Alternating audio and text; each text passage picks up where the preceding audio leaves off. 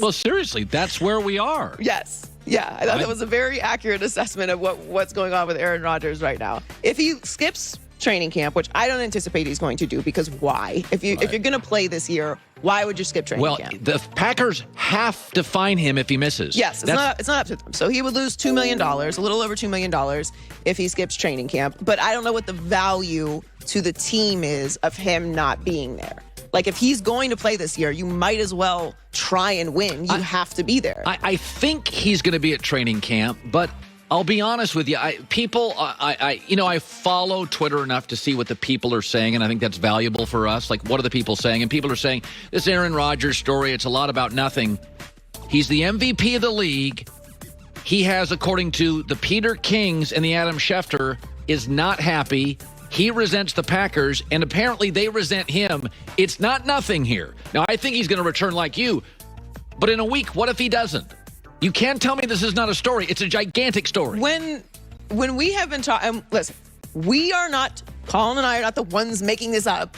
Like, we're talking about this because other people, multiple people, lots of people are talking about it. It is obviously a thing. If Steph Curry, the equivalent of Aaron Rodgers, popular, huge, iconic, and we thought he was struggling with the Warriors front office and ownership and may not return, we would spend every show on it. So the idea this isn't a story, it's Aaron Rodgers. It's the Packers. He's a quarterback in the National Football League. And even if he does show up at training camp, I still think it's a story, because I believe this is just him at this point setting the groundwork for not being there next year. So whether he's at training camp or not doesn't mean that this isn't all still a very valid situation. Yeah, joy with the news. Well, that's the news. And thanks for stopping by. The Herd Live. 260. He's a crouton in the salad bowl of Giannis's life. He is tossing him all over the floor. Giannis is so strong. And everything he does, he leans in. So Phoenix, he plays downhill. He plays downhill. He plays a little like LeBron when LeBron was relying a lot on his physicality. Yep. Yeah. Initiates contact every time down the floor. Yep. So a report surfaced last week that Damian Lillard was planning to request a trade from the Blazers. He then was speaking to the media later that day. This happened on Friday. Predictably, he did not confirm that he was going to request a trade as Team USA heads into the Olympics, but he did speak on it, and he acknowledged the team needs to make some changes to be contenders. Number one is not true. And secondly, I'll also say that I haven't made any firm decision on, what my future will be. We've reached that point where it's like, okay, but it's not enough. Do we actually want to win it all? Is that what we're shooting for? And we got to do things to show that, we got to, put action behind that. So, we're talking about the Bucks, obviously, who have built things the right way, right? Now, they did make some changes this offseason.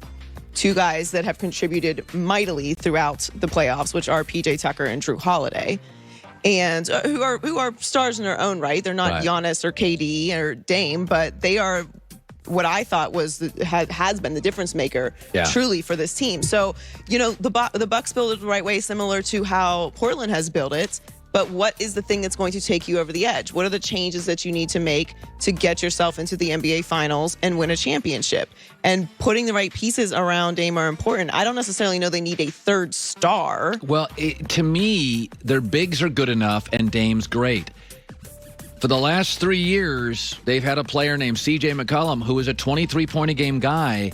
Portland, people think I'm out of my mind. I would call the Clippers. I think Dame and it just seems to me either blow it up and start over, call Golden State and take their lottery picks. You can go to Philadelphia and get all their length and Ben Simmons and Thibault, or you can go to the Clippers and try to make a deal for Paul George. I don't think the Clippers are taking that call right now because Kawhi Leonard is out for till the All-Star break. Yeah. He has an ACL surgery that takes a long time to come back.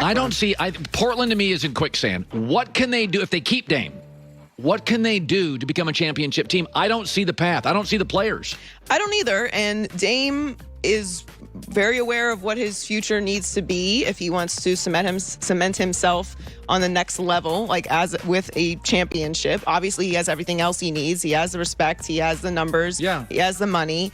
But that part of your legacy is important if you're a player as good as Damian Lillard. Now, he was very non-committal either way. He did deny it in this case, which of course he's going to do. Yes. Not saying that he is lying, obviously. I don't think he has made a decision yet. Right. I think he's focusing on the Olympics, and he wasn't going to take away all of the shine from Team USA by talking about a trade. Right. Nor does he want to deal with that right now. Like, he's playing in the Olympics. There's no need to do it right now. But I'm with you. I don't know what you can do. I mean, they've made the playoffs for the last 8 seasons, and they've been eliminated in the first round 4 of the last 5 years. NBA quicksand. Terrible. You get lottery picks. You find your great player, or you're really good in a championship team. The worst place to be in is drafting like 13 to 16 to 18, and Portland's always in that space where they're good, not terrible, not great. And I don't know if you look at that roster, you can trade C.J. McCullough. Now, by the way, maybe it's Philadelphia. You get Ben Simmons, and give me somebody who can shoot, and maybe that's it. Dame, Ben Simmons, and another piece from Philadelphia. But I think Philadelphia wants more than C.J. McCollum, although I would add Embiid, C.J. McCollum, Tobias Harris, Seth Curry. That could win the East.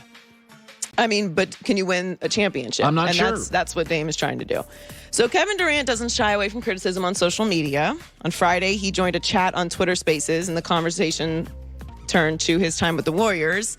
And he pushed back at the notion that he is jealous of the love his teammates got when he was with the Warriors. He said, "Show me any indication of me ever being pissed off about not getting a love in the arena, ever. Have you ever seen that from me, or did you hear that through a bunch of narratives being created?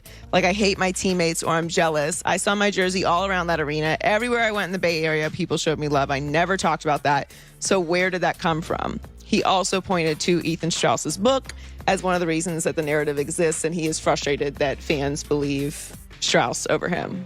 Well, anytime you leave a great family, there's going to be questions about why did you leave a great family? So when you leave Steph Curry and Klay Thompson and Draymond and Steve Kerr, the obvious question is why? Why would you do that? So this is one of these where I don't have a problem with what KD's saying, but I don't think Ethan Strauss, who I know well, is writing a book on just rumors, and he's getting sourced. I've been told by people close to the Warriors that I trust that there was a lot of, you had to dance around. Remember that during the parade, there was that quote from Bob Myers. He took the microphone, and we all went, oh.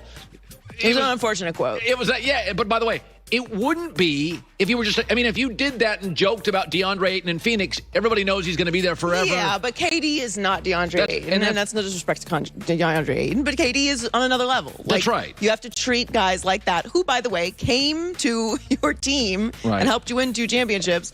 You got to treat them a little differently. You can't make jokes, and you have to know who you can joke with. Like, we all know people you don't joke with, right? And that's just fine. Like, that's how they are wired. Right. And some people you can joke with, and that's fine. I think for KD, and look, I don't know KD personally, but if you're talking about why do people think it's strange that you left Steph and the Warriors and that dynasty, I think KD apparently, like, if you look at his career, he likes change. Like, he likes new challenges. Yeah.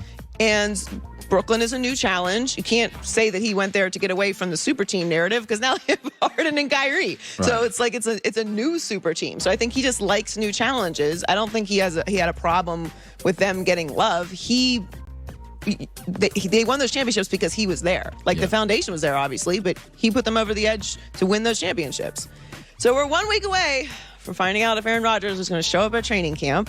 Training camp is just a week away. Isn't that crazy? That's great. So tight end Marcedes Lewis, friend of the show, is optimistic about his quarterback being there. He said, "I hope so. I hope to see my guy there. I think so."